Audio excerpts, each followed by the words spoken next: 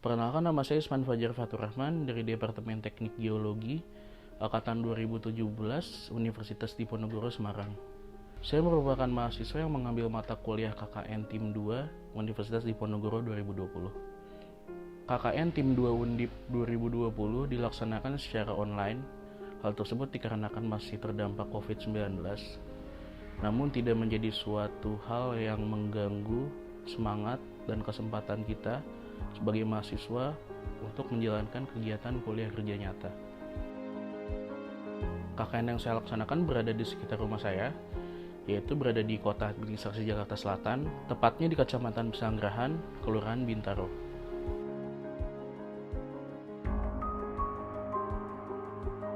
Terdapat permasalahan yang dikeluhkan oleh warga sekitar saya.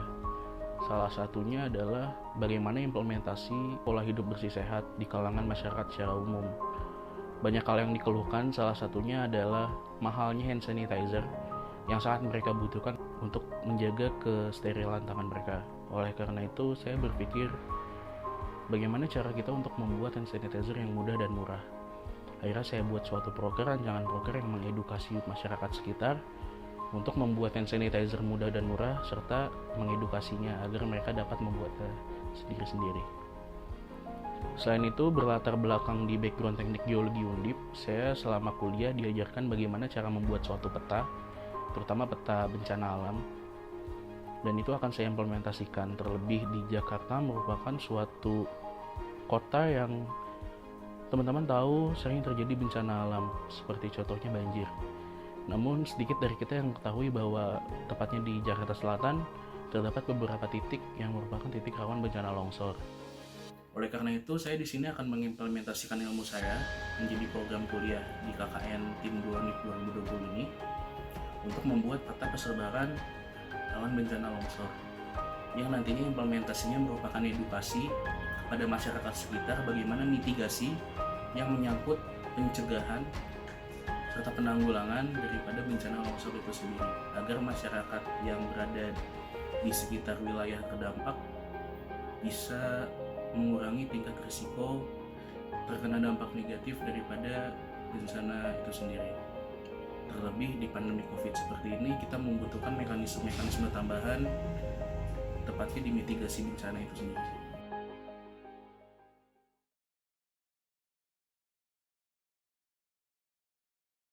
Untuk pembuatan peta rawan bencana longsor sendiri, di sini kita memiliki beberapa tahapan.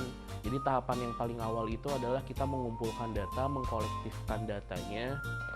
Setelah kita kolektifkan datanya, kita langsung olah menggunakan software. Dan setelah kita olah, lalu kita print out, seperti itu. Jadi untuk pengumpulan datanya yang kita download dari online, dari website resmi yang terpercaya, yaitu dari USGS. Dan selanjutnya kita melakukan beberapa survei, namun tidak terlalu mendetail surveinya karena kita di sini masih terdampak pandemi COVID. Namun data yang dihasilkan masih dapat dipertanggungjawabkan. Langkah akhirnya di sini nanti kita akan melakukan overlay atau menggabungkan dari suatu parameter dan parameter lainnya. Karena longsor itu dapat menjadi suatu potensi yang buruk ketika suatu wilayah itu memiliki jenis batuan tertentu, curah hujan yang cukup tinggi, dan juga kelerengan atau slope yang sangat terjal seperti itu. Jadi di sini langkah pertama setelah kita download semuanya, di sini yang paling kita lakukan pertama itu buat peta batas lokasi penelitian kita. Nah, selanjutnya itu ada beberapa parameter. Yang pertama itu kan slope tadi ya. Jadi di sini udah ada slope atau konturnya, kontur dari wilayahnya. Nah, di sini udah saya buat. Selain kontur, mungkin yang bisa saya tunjukkan dari batuannya atau peta geologinya. Setelah kita membuat peta-peta tersebut, kita overlay menjadi seperti ini. Kita overlay. Nah, jadi kelihatan di sini persebarannya. Persebaran di sini bisa ditunjukkan dari warnanya. yang dimana semakin menuju ke merah itu bakal lebih rentan ya gitu, rentan untuk terjadi suatu longsor. Kita bakal desain lebih lanjut lagi, desainnya tuh di Corel Draw kayak gitu. Nah, ini data-data KKN selama saya dokumentasi selama KKN saya taruh di sini. Nah, dari Corel ini nanti kita upload satu persatu dulu kayak gitu. Nah, ini peta yang tadi udah kita buat, ini juga peta longsornya, ini peta slopnya.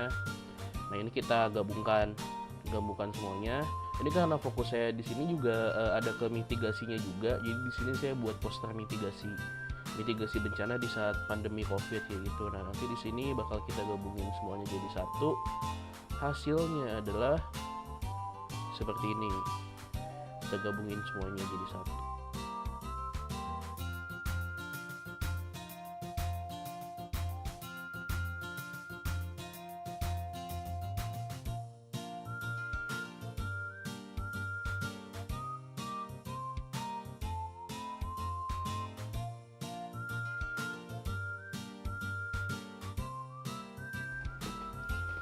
Mungkin itu aja penjelasan dari program pembuatan peta rawan longsor. Kita lanjut ke program pembuatan hand sanitizer selanjutnya.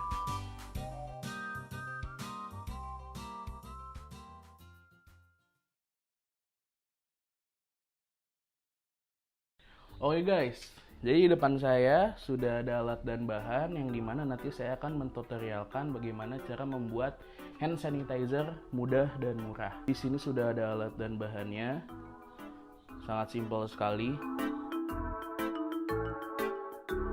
Untuk bahan utamanya kita punya alkohol. Di sini alkohol 70%. Dan juga kita di sini menggunakan lidah buaya alami. Dan juga di sini ada opsional sebenarnya, bisa dipakai atau bisa enggak. Di sini ada essential oil.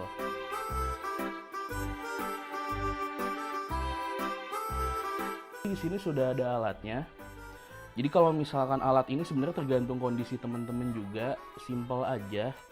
Saya di sini menggunakan gunting, juga menggunakan sendok makan. Dan di sini ada alat ukur. Juga ada box plastik. Sebenarnya bebas pakai apa aja, mau pakai gelas juga boleh. Dan di sini ada botol spray.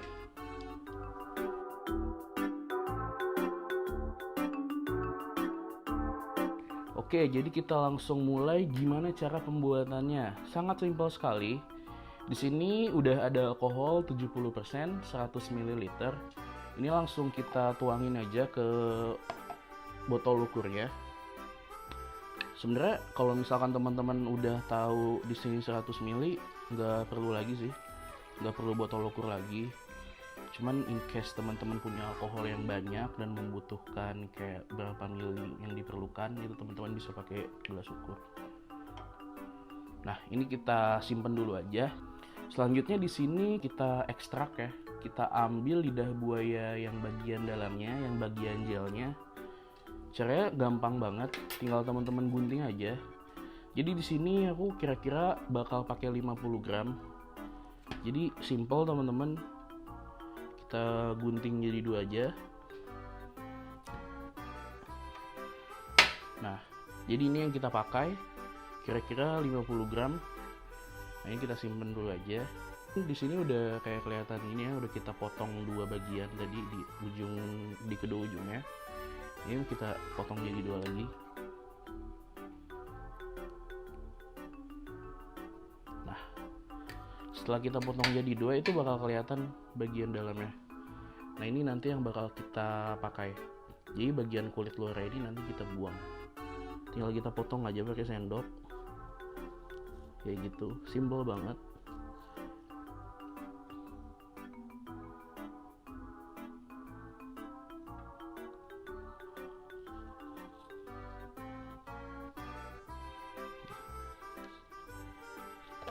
Seperti itu. Nah, ini yang nanti bakal kita ekstrak lebih lanjut.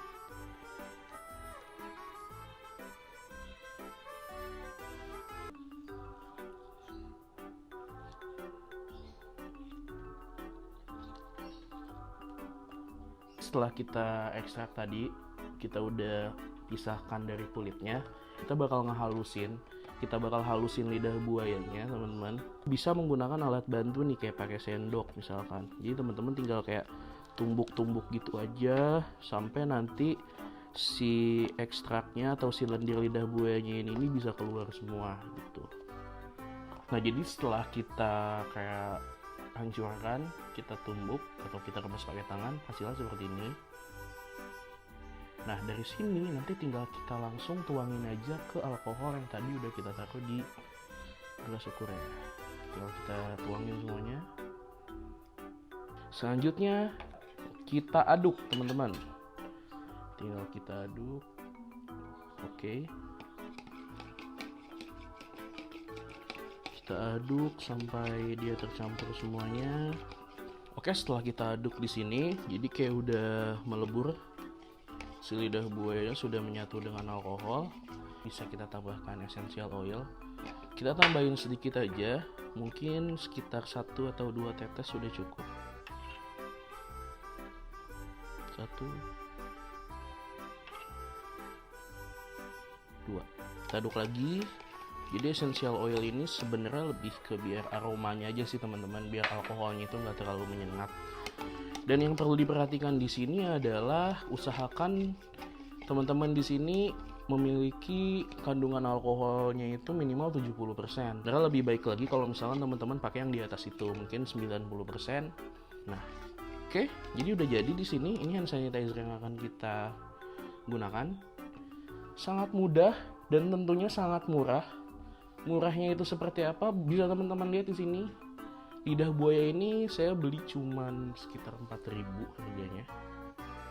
Dan alkohol bisa teman-teman cek aja online berapa, nggak nyampe 20.000. Ini kalau di total semuanya nggak nyampe 30.000 teman-teman. Dan ini bisa teman-teman pakai berapa kali tuh? Sangat ekonomis kayak gitu. Selanjutnya bakal kita kemas, kita packaging. Nah, di sini ada botol spray. Kita bakal tuangin. Kita tuangin ke kemasan botol spraynya. Kita tutup. Nah, kenapa kita menggunakan botol spray? Lebih praktis aja sih teman-teman. Kalau kita pakai botol spray itu kan dia bakal lebih merata gitu. Kayak nanti kalau dibandingin botol biasa itu teman-teman harus netesin lagi, harus buka tutupnya lagi, lebih ribet gitu ya. Sudah jadi. Nanti tinggal kita tempelin stiker di sini biar lebih menarik. Cuman kalau misalkan teman-teman gak ada waktu ya ini udah cukup sih.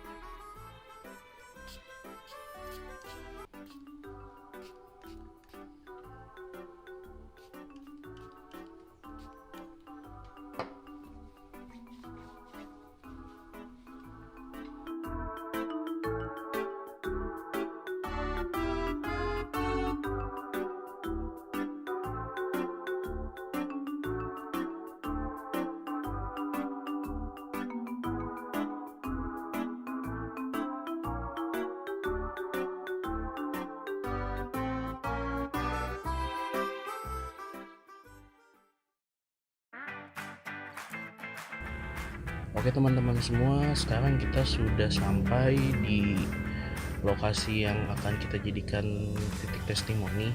Di depan saya itu sudah ada food court.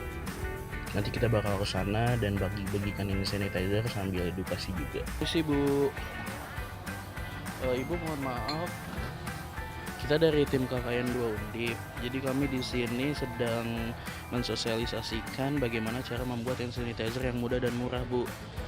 Jadi mungkin kira-kira ini hand sanitizer-nya bisa Ibu coba lihat dulu. Jadi hand sanitizer ini dibuat di rumah Bu, jadi gampang caranya. Mungkin bisa Ibu coba pakai dulu Bu. Mohon maaf mengganggu ya Bu. Menurut Ibu kira-kira dari bau dan lain-lainnya, dari kemasannya bagaimana Bu? Ini banyak alkoholnya kayaknya ya. Iya, untuk alkoholnya emang kita konsentrasinya udah disesuaikan dengan standar WHO sih Bu gitu. Jadi udah sesuai standar. Emang berasa ya Bu ya? Iya, berasa sekali alkoholnya. Sebenarnya ini gampang loh Bu dibuatnya. Jadi ini udah ada bukletnya. Sebentar saya kasih ya Bu. Jadi ini bukletnya. Mungkin bisa ditunjukin ke kamera dulu Bu bentar. Nah, itu jadi ada, kita cuman pakai 4 tahapan doang Bu di situ untuk pembuatannya, dan hasil produknya itu seperti yang Ibu buat, yang seperti Ibu pakai tadi. Kira-kira ada tanggapan nggak Bu? Saya rasa sih kayaknya bagus ya kalau untuk ini, cuman saya nggak tahu nih dijual bebas atau bagaimana ini. Ini bisa, kalau dari bahannya dijual bebas semua Bu. Jadi nanti kalau misalkan Ibu ikuti langkah-langkahnya. Soalnya kalau saya cari di toko-toko yang jual-jual ini agak lumayan juga ya. Apalagi kalau waktu baru-baru ada pandemi ini kita sampai susah gitu kan nyari cari-cari untuk hand sanitizer ini. Saya rasa sih ini membantu mungkinnya kalau ininya cuman hanya alkohol sama lidah buaya aja ya. Saya pikir ini sangat sangat membantu sekali.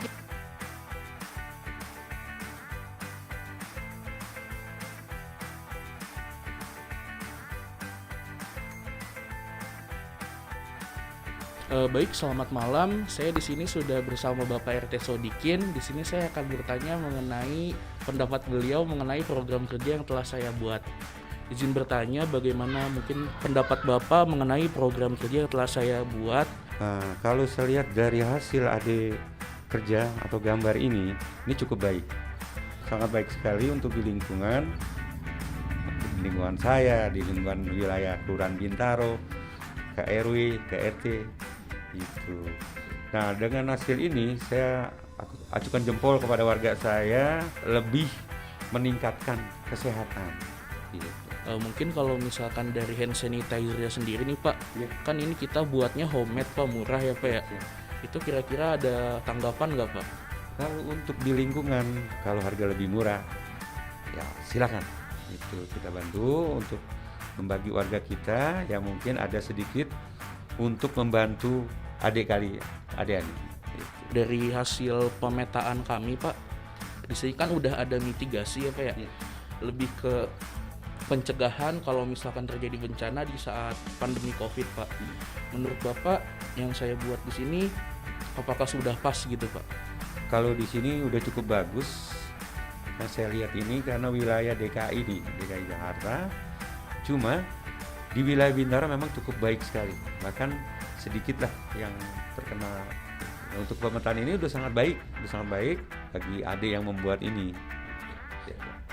Baik, jadi itu hasil wawancara kita dengan Bapak RT. Terima kasih sekali lagi Pak, saya ucapkan selamat malam.